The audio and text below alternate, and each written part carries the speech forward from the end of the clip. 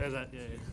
Friday, the Boost Mobile Gold Coast 500. On-track action just about an hour away, but we've got some of our team representatives here to give us a little bit of information and looking into this weekend and looking back at an epic week at Bathurst just a fortnight ago. In the center, Barry Ryan of Erebus Motorsport. To his right, Andrew Jones of SCT Motorsport. And to his left, David Cauchi from Penrite Racing, Grove Racing. Dave, I'll start with you. You guys obviously coming in on quite a high.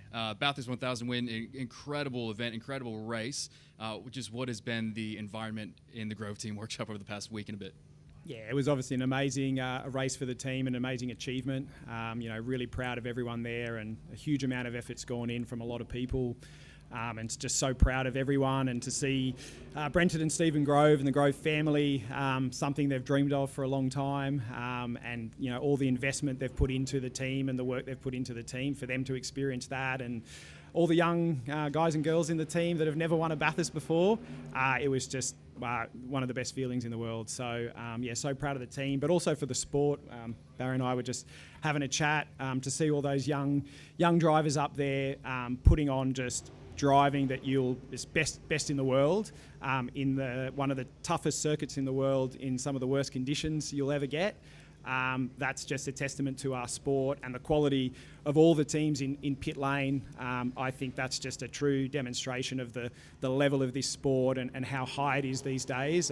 It's just a testament to everybody. So yeah, it's the best thing that happened for the sport for a long time. From your eyes, you've been a part of several Bathurst wins from the team side as an engineer, as a team principal. How does that feel for you personally? Yeah, it's been sort of 4 years almost of grinding away. It's a tough, and again I was saying it to Baz, like he's done it as well, and to bring a team up to achieve those results takes quite a lot of hard work and dedication. From a lot of people, but for me personally, yeah, it's a huge achievement and something that I'll remember for the rest of my life. Shifting gears this week, though, and not much time to sit back and celebrate it. We're here on the Goldie, and it's finals time. You have two drivers in the chase for the championship, two very different positions. Matt's second seed, Kai just snuck in by the skin of a kangaroo tail. Kangaroo, yeah, literally. To make it into the top 10. How do you guys handle that this weekend with drivers in two different positions of, Matt talking earlier this week, basically just going about his business as usual. Kai saying the other day he's got nothing to lose, so he can really have a crack. Yeah, Kai's got the least amount of points out of the finals drivers going into this weekend, so he's got to compete up against the Waters, the Kostecki's, the Paynes. Like they're the sort of guys he's racing now if he wants to stay in the fight for the finals. And he's never driven here before, so look, it's going to be a tough one for him. But look, for us, it's, as we always say, it's sort of business as usual. I sort of feel that the first race is as important as the last race in this championship to a degree. So we're just trying to go about it, keep it calm. The team's been doing a fantastic job of just going through our processes, and we'll just do that, and the results will be what they'll be. You certainly got momentum on your side. I'm sure everybody will be following the Penrite Mustangs this weekend. I'll actually swing over to the other side of the table. Andrew Jones, there's been a lot of stories since we got back from the mountain, and you've been a part of a few of them. Tell us, SCT Motorsport coming to 888 and partnering with 888 in 2026. Can you just run us through the process of how that came about? It is big news for yourself and for the sport. Yeah, sure. Absolutely. The last couple of weeks have been pretty busy for everybody off the back of Bathurst, but look, our journey to partnering with 888 really started on the Tuesday after Tail and Bend with a cheeky phone call to Jamie, firing an option at him, and he was interested in that, and history will now say that we were able to make that work for all parties. And then there's a couple of other little elements along the way throughout that 2-week period that once we worked out that we would partner as an entity from SCT Motorsport with 888 Race Engineering, then we wanted to make sure we were all aligned on the journey of what that next little phase for us would look like. So super exciting times, to be honest. I said this week that there's a real wave of new young generational talent coming through. Cauchi just touched on it there. The last phase of the Bathurst 1000 was, I'm going to say it, I'm a race fan, I'm a race purist. That was epic. It was super cool to watch. For those of you that saw the end of the final lap of DTM this year, for me that was one of the best finishes to a championship or a big race that I've seen in a long time, and I feel like it didn't take long for Bathurst to trump that final lap at in Germany and produce even better racing. And that's credit to where Supercars is at the minute. And deal us in. We want to be a part of that. You talk about young drivers, and you selected a young one. So tell us about bringing Jackson Walls into the fold. He's obviously in the Triple Eight fold at the moment, and having him step up to the big times next year. Yeah, he is, and it's an interesting one, isn't it? I don't like sitting on the fence. Some of the stuff I've seen this week is just because people have opinions in this sport does not mean it's factual. And for me, opinions, love them, great. Get them out there. It'll push everybody to be better, but don't hand them out like there's facts attached to them. So for me, we went through the process of there was 5 guys that were on our radar. I'm a methodical person, super unemotional about this, and I had a Sonny Vaccaro moment at Ipswich, to be honest. And if you don't know who he is, do yourself a favour, look it up. And for me, race 2, the guy that started on pole set his intention pretty heavily on the run to turn 1 and was able to, win that race having not been in that position all year. And that for me was a catalyst to go, yeah, this guy's just, gone up the pecking order in our world. And spoke to Barry a little bit about it this morning. He's got cool stuff across the last few years that have happened at Erebus, and he has the ability to be able to see people ahead of the curve. And, I'm going to have a punt on this one, and I feel like we're ahead of the curve here, and I'm going to back this guy. And just because people want to bring up absolute rubbish about why he's in that seat, that wouldn't happen. Yeah, not in this sport. Go your hardest. But from within, Sonny Vaccaro. Is he Ricky Bobby's dad? Isn't it? Yeah, Ricky Bobby's dad, exactly. Again, let's not deal in facts, mate. No. But for me, it's important that we bring the right person in. There was line ball between 2 guys, and I said it last week on the teams meeting that Jamie and I got together, and there's full support from within Triple Eight, and we went to him for counsel on that decision, and we're all in together. And is there going to be some work? Absolutely, there always is when you bring a rookie into this championship. It's incredibly tough, but the first 6 months of next year, we will work our butts off, and that's everybody in the team, from the driver to me to the mechanics to everybody on the shop floor. And history will tell whether we made that right decision or not. Well, we're all looking forward to it. You answered my next question at the same time, so I'll give you a pass on that one. Barry Ryan, boy, you guys were very, very strong about this just the other week. It was flying colors and it was heartbreak at the same time, but you guys seem to have a really positive mindset coming out of it. Can you just talk about the vibe in the workshop over the past 10 days since we've been at the mountain?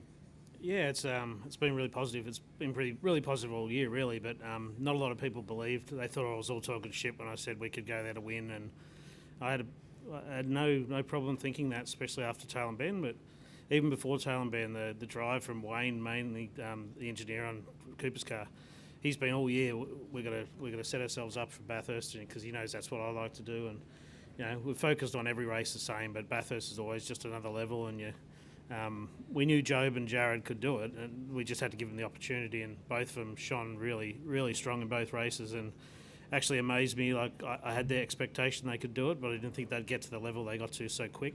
So 2 brilliant young drivers there, and really stepped up and showed themselves as drivers of the future. Finals a big talking point this weekend, of course. Your 2 drivers not in it, but you guys are still the team that won the most recent race here on the Gold Coast. Is that a chance for you guys to come play spoiler and ruin the party for someone else? I don't know, we're just going to try and win. Cooper's really fired up.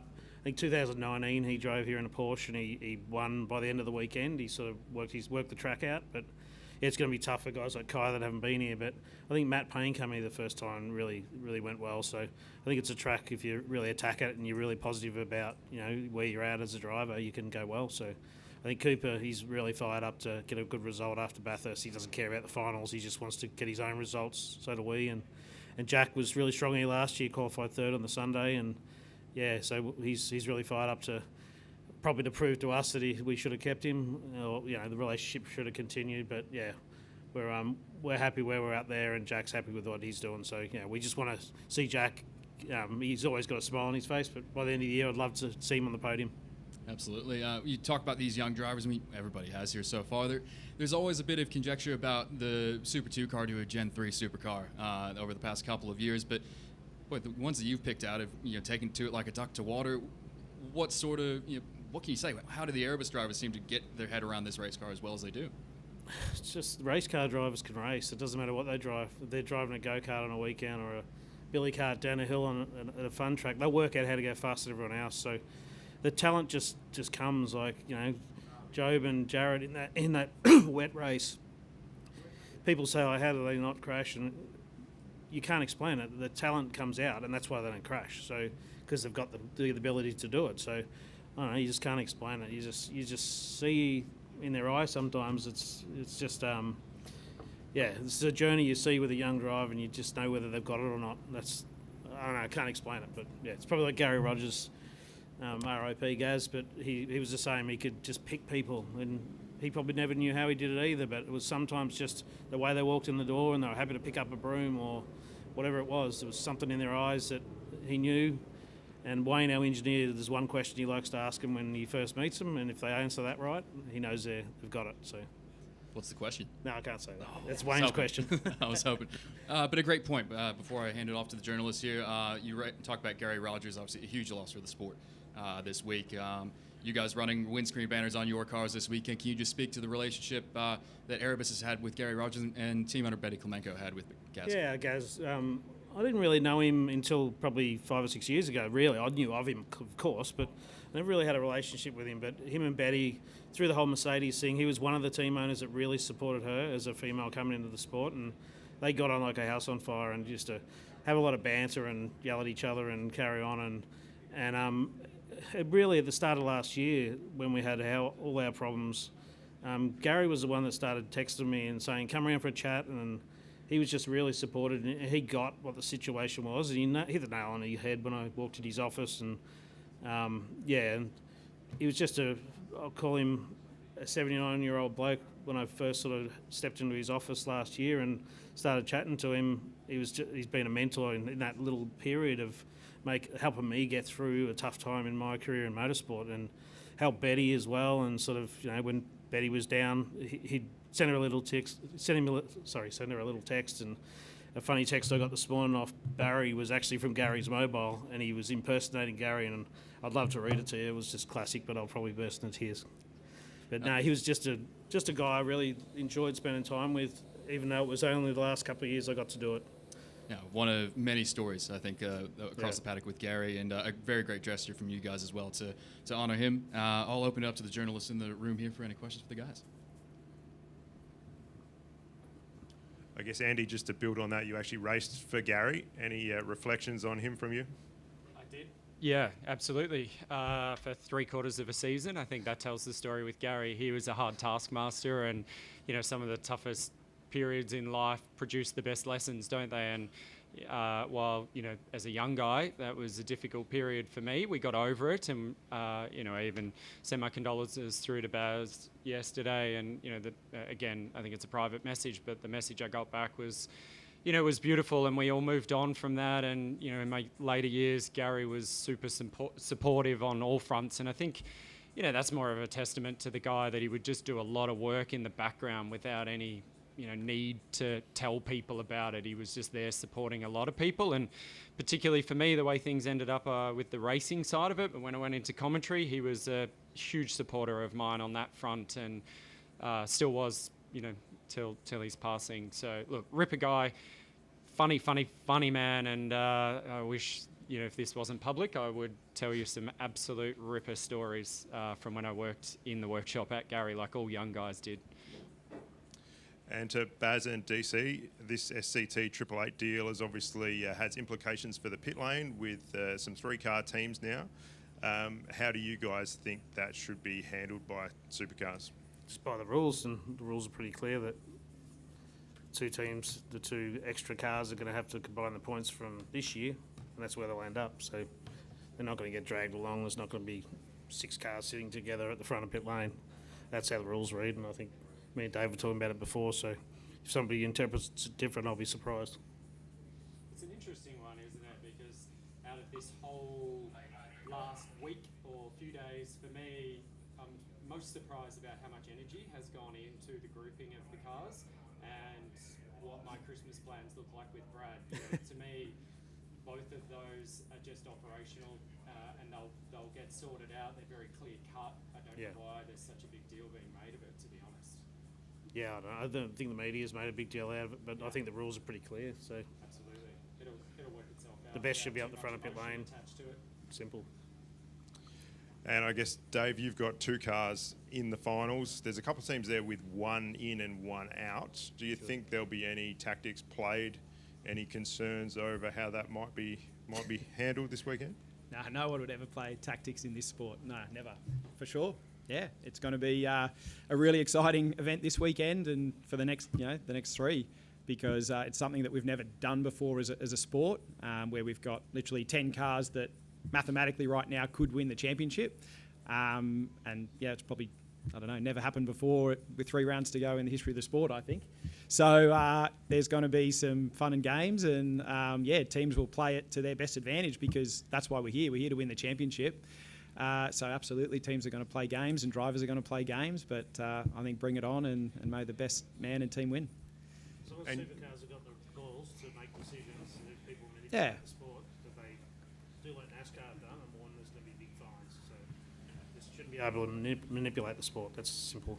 Yeah, we don't want to see the standards, the driving standards, and we don't want to see reckless driving and, cars being taken out and all that sort of jazz. That's not good for the sport. We want to see what supercars is about. It's hard, close, fair racing. Has there been any communication from supercars about how they will handle it? Not as far as I'm aware of, no. I said that NASCAR article I found yesterday. It's Craig Baird, and yeah, he said that he's got a view on it, but he said supercars is just going to wait and see by the sound of it, which doesn't sound like the right approach. I can't believe there's any suggestion around anybody manipulating anything to win races. Yeah, You've blown me away, both of you you. only got to look at NASCAR since Chase come in. Yeah, we saw at Bathurst again those last however many laps at Bathurst, and that's the standard. That's what some of the youngest drivers in the sport. That's what they are capable of, and that's what we should be. That's what we should be seeing. It's we know that the guys out there have the talent and have the ability to drive at the highest standard, and that's what we want to see. The alternate side to that is the NASCAR scenario, where we see a Joey Logano who really just scraped through into the finals phase of NASCAR and didn't have the fastest car through that final part of their championship a couple of years ago, but ended up ultimately winning the championship. For us as a sport, without anybody stacking it, that would be a great scenario, right? It's exciting. That's the intent of it. I think the big thing is How good would it Australians. be if Cooper came through and ended up winning this thing? I think Australians aren't as gentlemanlike as NASCAR. And in NASCAR, it's like all the chase drivers in the last round pull over and let the 4 race. It's not going to happen here. And it definitely happens there. They pretty much pull over and let those 4 race. So it won't happen here. Thank you. DC. First of all, I know obviously your focus is very much this weekend, but I mean, can't help but look at co-driver market sort of stuff, especially at a team like yours, which clearly are going to be a contender again next year. How far advanced are you guys on that for 2026? It's funny you win Bathurst and the phone rings a bit, which is great. Look, we're working through some options for next year. There's a couple of there's still Garth and Dale there who did an exceptional job for us this year. So, but we have to look to the future and make sure that we're in the best position to be able to win those races, and that's what we're doing at the moment. So we're working through it. And just in terms of again, are you comfortable that whatever was the problem this year with barometric and stuff will be sorted for next year, so that isn't a talking point, hopefully, come 2026 Bathurst? Yeah, well, look, I mean, the championship's going through lots of change. We've got a new manufacturer coming in. We've got a change of homologation team on the Ford side. I really hope that we can sort it all out, and I'm sure we can, because we absolutely don't want all that stuff going on before the biggest race of the year. It's disappointing 3 years in that we were still talking about it, for sure. It's something that, I know James Warburton is very aware of and is working to sort out with the rest of the technical team at Supercars, so that we can just get to Bathurst and let Bathurst be what it is, which is one of the greatest motor races in the world. Excellent. Thank you very much, gentlemen. I'll excuse Andrew and David here for the minute. Barry, I'll have you hang tight for just a quick moment still, because we'd like to introduce some news for you guys if we'd like to go up and join.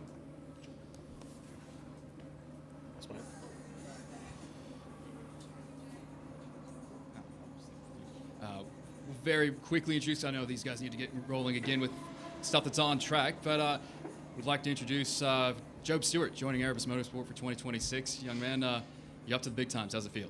Yeah, it feels awesome, especially to do it with Barry and Betty from Erebus.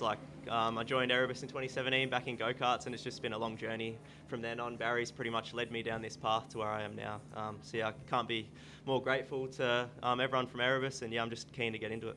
You certainly turned some heads in the Enduros. You're taking it to the main game drivers as a co-driver is a pretty rare thing, but now getting ready to do it in February next year to go up and be on the grid with those guys. What is that sensation like coming from where you have? Yeah, it's awesome.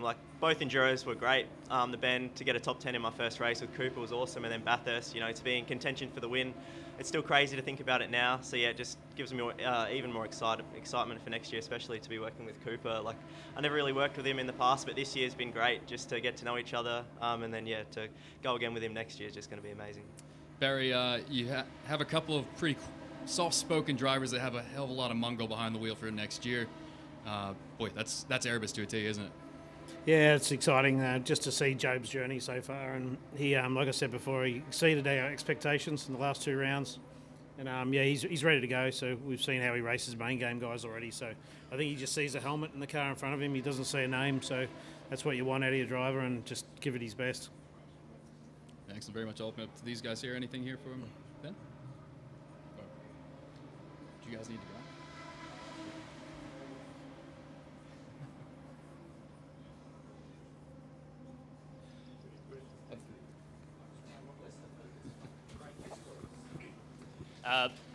Baz, is the plan for you to engineer Jobe next year, or is that sort of still up in the air?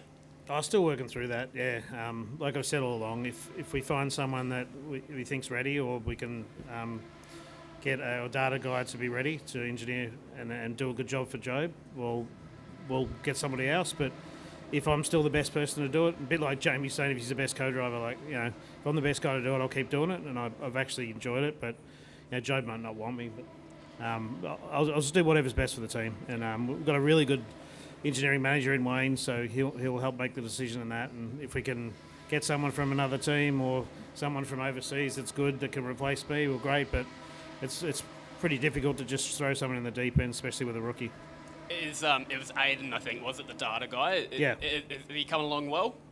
Yeah, Aiden's come along well.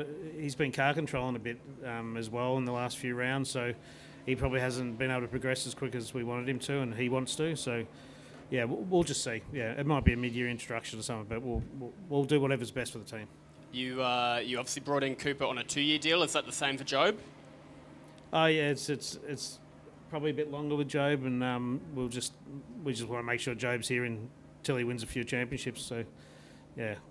He's been with us since he was 12, so I think the loyalty's there, and we probably don't even need to sign a deal, and Jobe would stay with us. So, but that's the sport the way it is, and if Jobe gets to a point where he thinks he's too good for the team, I'll be very surprised. But it's happened before, and it'll happen again. Just on Hughesy, was it close between Jobe or Jared, or what? Also, is there opportunities for Jared to potentially do wildcards, or what does this sort of mean for him? I'd love to keep Hughesy. I'd love to have Hughesy in a third car, but he's very ready to go as well. He's probably just a season behind where Jobe was. But if we could put Hughesy together with Jobe next year, they could go and win Bathurst, and that's my main aim. And I told Hughesy that yesterday. So hopefully we retain him, and he wants to be with us. It's just if he gets another option to be a main game driver, well, he's going to take that, and that's fair enough. But if we can do a wild card with him and he has a good season in his Trans Am or something, Hughie's ready to go now. As long as he keeps fresh in the car and keeps his driver training up, he's another exceptional talent, which I probably should talk him down so no one tries to get him. But no, he deserves everything that Jobe's getting now, and he's hopefully in the next years he's either with us or with somebody that deserves him. Sorry, one more for me was just on Jobe. Was Was it the bend? Was that what, was that the final kind of tick when he did go up against a couple of those guys and pass, I think, Randall and Hill, or were you already, I know you were already really confident in him before that, but was that the moment that got him it, or, yeah? It made a difference, but I think we already knew. I think we already knew that he was going to be the right driver for us. So, that helped, obviously, because commercially you've got to be able to sell the driver too, and that showed, and his name's already out there now, and people know who he is, and there's people say to us, "Are you going to sign that young kid?" So that's a big thing. Excellent. We'll wrap things up on there. Congratulations, Jobe. Well, we're looking forward to having you on the grid in 2026, and looking forward to a big weekend here at the Boost Mobile Gold Coast 500. Sorry we held you up.